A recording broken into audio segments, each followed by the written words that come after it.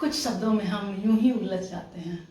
उन शब्दों को लेकर मैं आई हूँ जहाँ आप सूक्ष्म अंतर जानेंगे कि उद्देश्य, लक्ष्य, ध्येय, प्रयोजन, इसमें क्या अंतर है, इसके प्रयोग में हमें कैसे सावधानी बरतनी चाहिए। अंग्रेजी के शब्द तो लगभग समान मिलेंगे, पर इसमें आप जब वाक्य में प्रयोग देखेंगे तो आपको खुद ब खुद महसूस हो जाएगा कि सही में यह उद्देश्य, लक्ष्य, ध्येय और प्रयोजन चारों अलग अलग चीज है। ठीक है, तो मैं शुरू करती हूँ।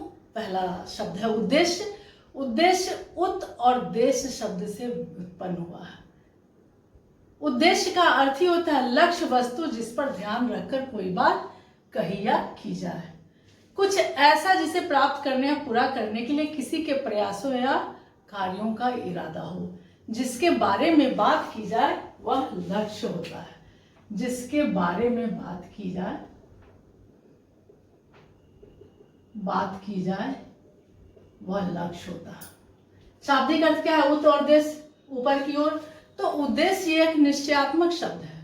तो निश्चयात्मकता होने के कारण, निश्चयात्मक शब्द होने के कारण या किसी विशेष दिशा में ऊपर की ओर जो हमें करना है उस ओर इंगित करता है। यानी उद्देश्य क्या हुआ कि लक्ष्य वस्तु जिस पर ध्यान रखकर कोई कार्य की जाए। शाब्दिक अर्थ है जिसकी दिशा ऊपर की ओर हो।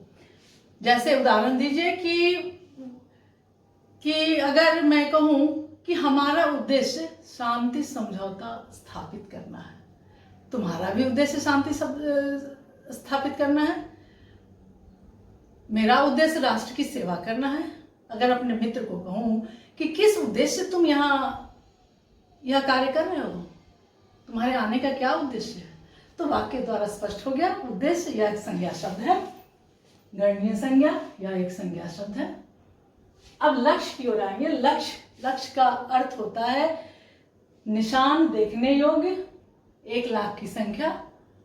और अभिप्राय, इरादा, यह भी एक संज्ञा शब्द है, यह हिंदी का शब्द है, लेकिन इसका मूल जो है वह संस्कृत है। मूल जो है वह संस्कृत है। टारगेट, एम और टारगेट की तरफ आएंगे। तो वह वस्तु जिस पर किसी प्रकार का निशाना लगाया जाए। जैसे मीना का लक्ष्य डॉक्टर बनना है, मेरे जीवन का लक्ष्य बड़ा साहित्यकार बनना है। तो लक्ष्य शब्द जो है यह लक्ष्य शब्द से बना है, जिसका अर्थ ही होता है देखना। परंतु देखे जाने के रूप में लक्ष्य का अर्थ होता है देखे जाने योग्य। और जो देखे जाने योग्य हो या जो करना हो वह क्या हुआ? लक्ष्य हुआ। यह कोई जरूरी नहीं कि अभी ही यह काम करना है, पर करना ही है। ऐसा हम कह सकते हैं कि लक्ष्य करने वाला, लक्षक जो होता है, वह छोटे छोटे उद्देश्यों की प्राप्ति करते हुए बड़े लक्ष्य की ओर बढ़ता है। तो छोटे छोटे उद्देश्य उसको मिलेंगे, उसके बाद उसका जो अचीवमेंट होगा वो बिग बड़ा लक्ष्य होगा। जैसे अर्जुन का लक्ष्य था मछली की आंख। तो लक्ष्य जो है वह संज्ञा शब्द है। टारगेट, जिस पर मेरे जीवन के लक्ष्य, हर व्यक्ति के जीवन का लक्ष्य होता है। तो एक टारगेट लोग निश्चित करता है ना, बचपन में ही आप निश्चित करते हैं कि हमें आगे क्या बनना है। अब मैं आती हूं, शब्द है ध्येय। यह ध्येय धातु में ल्युट प्रत्यय लगाकर बना है, जिसका अर्थ होता है सोचना, मनन करना, ध्यान योग देना। ये इसका अर्थ हुआ। तो ध्येय एक व्युत्पत्तिगत अर्थ है, ध्यान किए जाने योग्य। और ध्यान की व्युत्पत्ति जो है वह ध्येय धातु में ल्युट प्रत्यय लगाने से हुई है। ठीक है, तो ल्युट प्रत्यय लगाने से जिसका अर्थ होता है सोचना या मनन करना। जो सोचने, मनन करने अथवा ध्यान लगाने के योग्य हो वह ध्येय कहलाता है। जैसे ज्ञान प्राप्त करना परम ध्येय है। अपने ध्येय को हमेशा, ध्येय की तरफ हमेशा बढ़ते रहिए। एक बात और आपको कभी कभी मिलेगा कि कुछ ध्येय वाक्य भी आपने सुना होगा। ध्येय वाक्य, तो ध्येय वाक्य मोटो को कहते हैं। मोटो, जैसे सत्यमेव जयते, या सत्यमेव जयते, यह मोटो है, ध्येय वाक्य है। आदर्श वाक्य भी इसको कहते हैं, जो मुंडकोपनिषद में दिया गया है। बहुत सारे आदर्श वाक्य हैं। ठीक है, तो बिल्कुल ही यह बात सोचने की बात है कि जब हम ध्येय की बात करेंगे, यानी ध्येय क्या हुआ कि हमारा जो है लक्ष्य वो ध्येय में परिवर्तित होगा। कैसे, आगे मैं बताऊंगी कि प्रयोग में उद्देश्य के भांति ही प्रयोग होता है, परंतु इसमें सबसे इंपॉर्टेंट बात है कि इसमें नैतिकता और सैद्धांतिकता अंतर्निहित होगी। नैतिकता और सैद्धांतिकता, ये बहुत ऊपर की बात है। सैद्धांतिकता नहीं, तभी आप ध्येय की ओर बढ़ेंगे। अंतर्निहित होगा क्या क्या? नैतिकता और सैद्धांतिकता के तत्व अंतर्निहित होते हैं।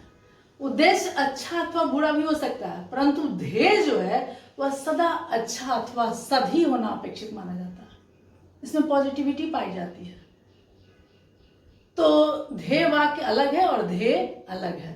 ध्येय हमें एक मिशन, एम, टारगेट कहें, इसका ऑब्जेक्टिव कहें, गोल कहें, या भी संज्ञा है, गणनीय संज्ञा है। तो इस तरह से उद्देश्य, लक्ष्य, ध्येय। अब बारी है प्रयोजन की, जो कि प्रयोजन युज धातु से उत्पन्न हुआ, व्युत्पत्ति हुई है। योग भी युज धातु से बना है, योग। इसका अर्थ है उपयोग, आवश्यकता, प्रयोग, सिद्ध करना, काम में लगना, नियुक्ति, अभिप्राय, व्यवहार। यह संज्ञा है, सकर्मक क्रिया है और पुल्लिंग है प्रयोजन। इसकी व्युत्पत्ति युज धातु से हुई है, जिससे योग की भी व्युत्पत्ति हुई है। इसका शाब्दिक अर्थ मैंने बताया, उपयोग, आवश्यकता, नियुक्ति, काम में लगना। और प्रयोज्य क्या है? उपयोग अथवा इस्तेमाल करने योग्य। तो प्रयोजन पुल्लिंग शब्द है। मैंने बताया कि किसी काम, चीज अथवा बात करने अथवा उसे व्यवहार में लाने की प्रक्रिया का भाव प्रयोजन कहलाता है। हमारा क्या प्रयोजन है? जैसे भोजन के लिए हम रसोई पका रहे हैं, तो इसमें भोजन करना एक प्रयोजन है। अगर मैं कहूं कि रसोई पकाने के लिए ईंधन आदि इकट्ठा करना है, तो इसमें रसोई बनाना एक प्रयोजन है। ईंधन से सिर्फ काम नहीं चलेगा, ईंधन को हम रसोई बनाने के लिए उसका प्रयोजन व्यवहार में लाएंगे। तो इस तरह से प्रयोजन जो है वह कार्य हमें सिद्ध करके बताता है। तो उद्देश्य, लक्ष्य, ध्येय और सिद्ध करना, यानी हर कार्य का उद्देश्य हो गया। उद्देश्य होगा तो लक्ष्य भी है, और लक्ष्य किसी न किसी ध्येय पर होगा, और तब प्रयोजन यानी व्यवहार में लाने की बात होगी। ठीक है, तो इस तरह से ये सारे शब्द हुए जो कि थोड़े थोड़े सूक्ष्म अंतर से डिक्शनरी में आते हैं। Thank you.